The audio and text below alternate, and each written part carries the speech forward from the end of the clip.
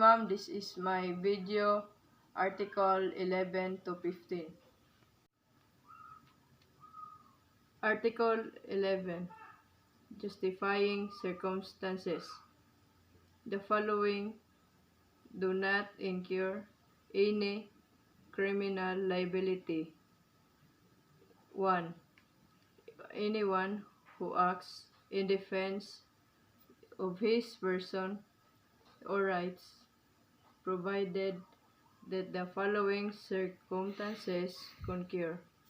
First, unlawful aggression. Second, reasonable necessity of the means employed to prevent or repel it. Third, lack of sufficient provocation on the part of the person defending himself. 2. Anyone who acts in defense of the person or rights of his spouse, ascendants, descendants, or legitimate, natural, or adopted brother or sisters, or of his relatives by affinity in the same degrees, and those consanguinity within the fourth civil degree, provided that the first and second requisites prescribed in the next preceding circumstance are present, and the further requisites, in case the provocation was given by the person attacked, that the one making defense had no part therein. 3. Anyone who acts in defense of the person or rights of the stranger, provided that the first and second requisites mentioned in the first circumstance of this article are present, and that the person defending be not induced by revenge, resentment, or other evil motive. 4. Any person who, in order to avoid an evil or injury, does an act which causes damage to another, provided that the following requisites are present. First, that the evil sought to be avoided actually exists. Second, that the injury feared be greater than to avoid it. Third, that there be no other practical and less harmful means of preventing it. 5. Any person who acts of the fulfillment of a duty or in the lawful exercise of a person or office. 6.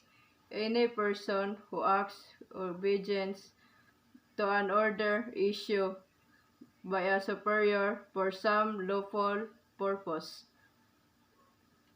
Article 12. Circumstances which exempt from criminal liability. The following are exempt from criminal liability. 1. An imbecile or an insane person, unless the latter has acted during a lucid interval, when the imbecile or insane person has committed an act which the law defines as felony. The court shall order his confinement in one hospitals or asylums established for persons thus afflicted, which he shall not be permitted to live without first obtaining the permission of the same court. 2. A person under 9 years of age. 3.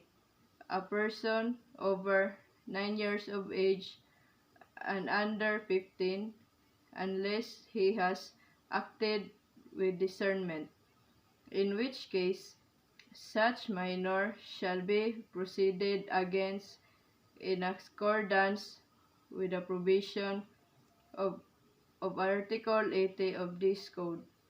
When such minor is adjudged to be criminally irresponsible, the court, in conformity with the provision of this in the preceding paragraph, shall commit him to the care and custody of his family, who shall be charged with his surveillance and education. Otherwise, he shall be committed to the care of some institution or person mentioned in said Article 80. 4.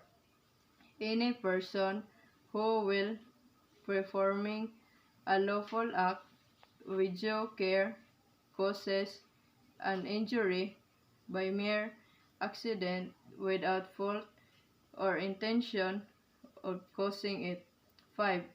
Any person who acts under the compulsion of an irresistible force. 6. Any person who acts under the impulse of an uncontrollable fear of an equal or greater injury. 7. Any person who fails to perform an act required by law when prevented by some lawful or insuperable cause. Article 13. Mitigating circumstances. The following are mitigating circumstances. 1.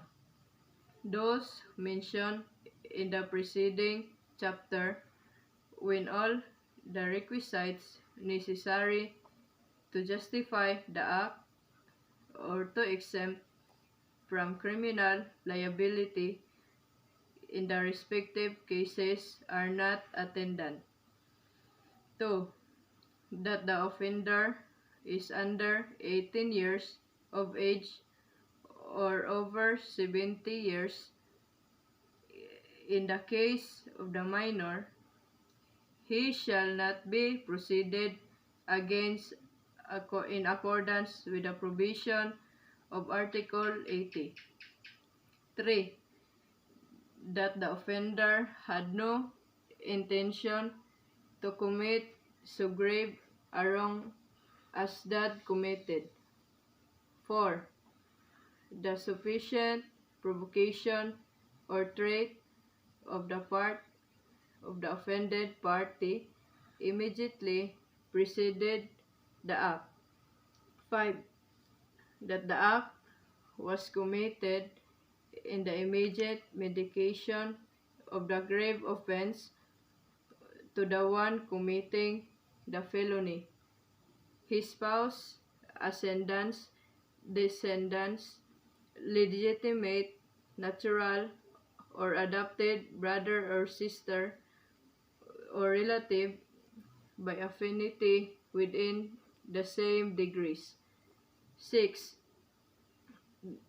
That of having acted upon an impulse so powerful as naturally to have produced passion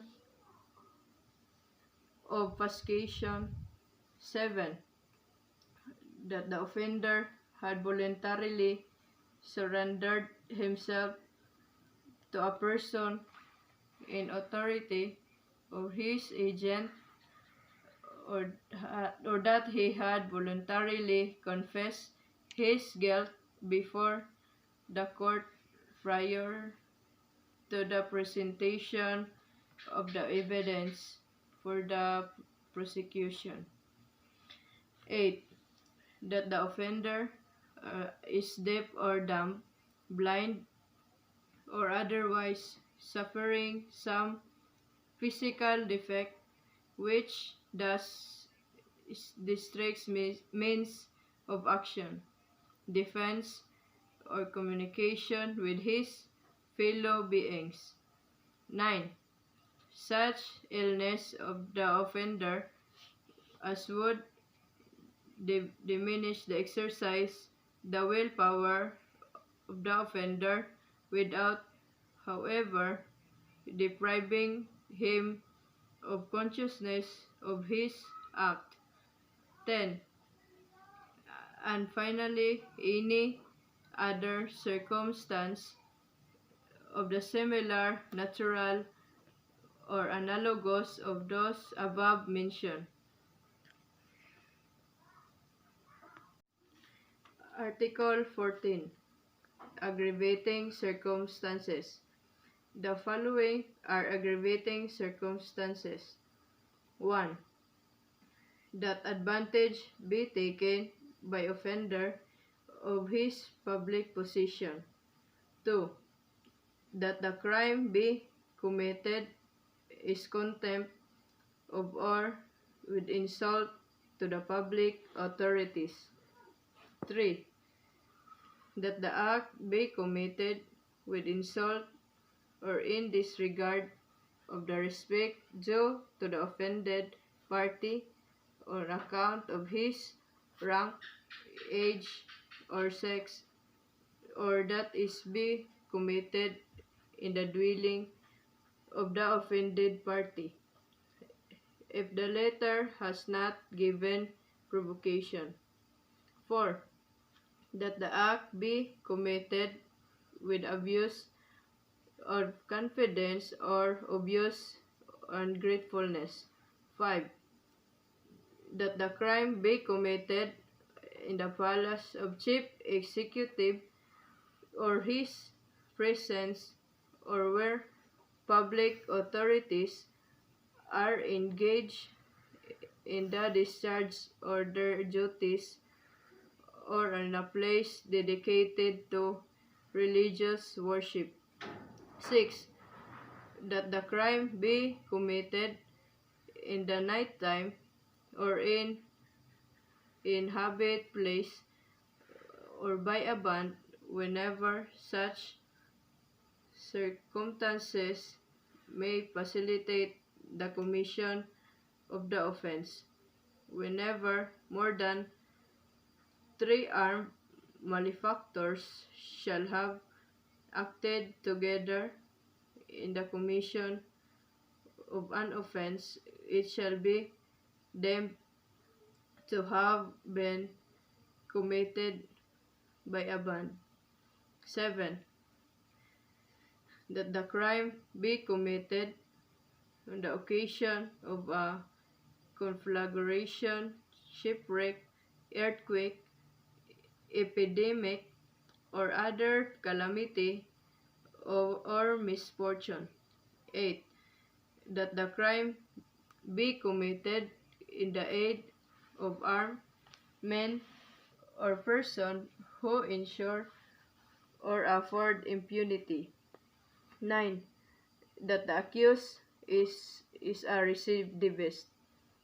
A recidivist is one who at a time of his trial for one crime shall have been previously convicted by final judgment of another crime embarrassed in the same title of this code.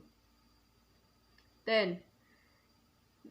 That the offender has been previously punished by an offense to which the law attached an equal or greater penalty, or for 2 or more crimes to which it attaches a lighter penalty.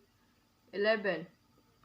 That the crime be committed in consideration of a prize, reward, or promise.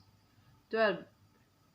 That the crime be committed by means or in addition, fire, poison, explosion, stranding or abyssals, or intentional damage,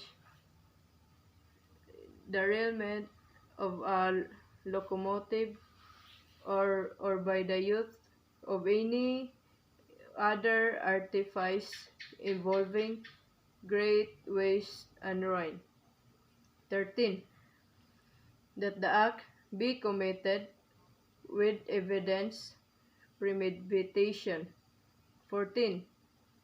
That craft, fraud, and disguise be employed. 15.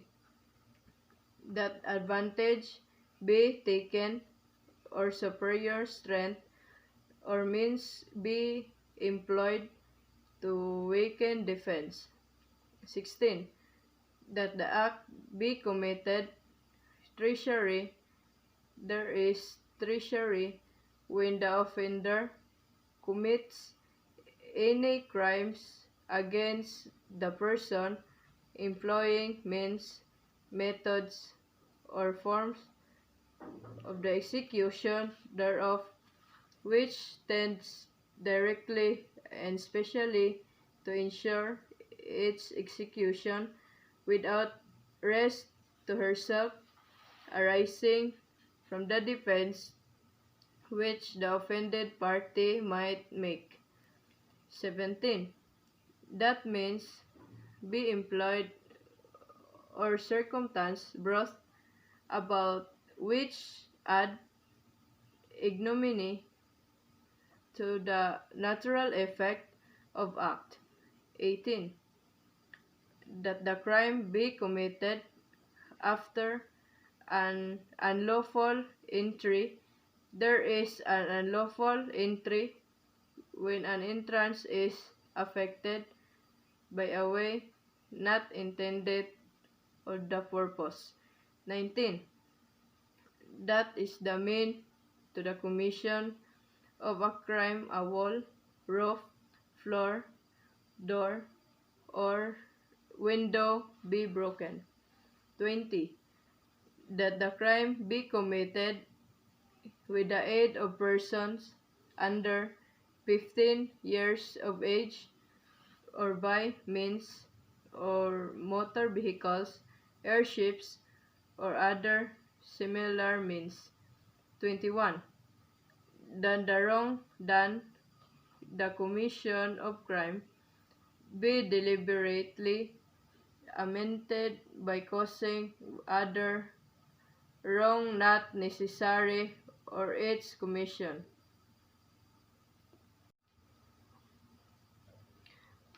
Article 15. Their concept. Alternative circumstances are those which must be taken into consideration as aggravating or mitigating according to the nature and effects of the crime and the other condition attending its commission. They are the relationship, intoxication, and the degree of instruction and education of the offender. The alternative circumstance or the relationship shall be taken into consideration when the offended party, the spouse, ascendants, descendant, legitimate, natural, or adopted brother or sister, or relative by affinity in the same degrees of the offender. The intoxication of the offender shall be taken into consideration as the mitigating circumstance when the offender has committed a felony in the state intoxication in the same is not habitual or subsequent to the plan to commit said felony. But when the intoxication is habitual or intentional, it shall be considered as aggravating circumstances.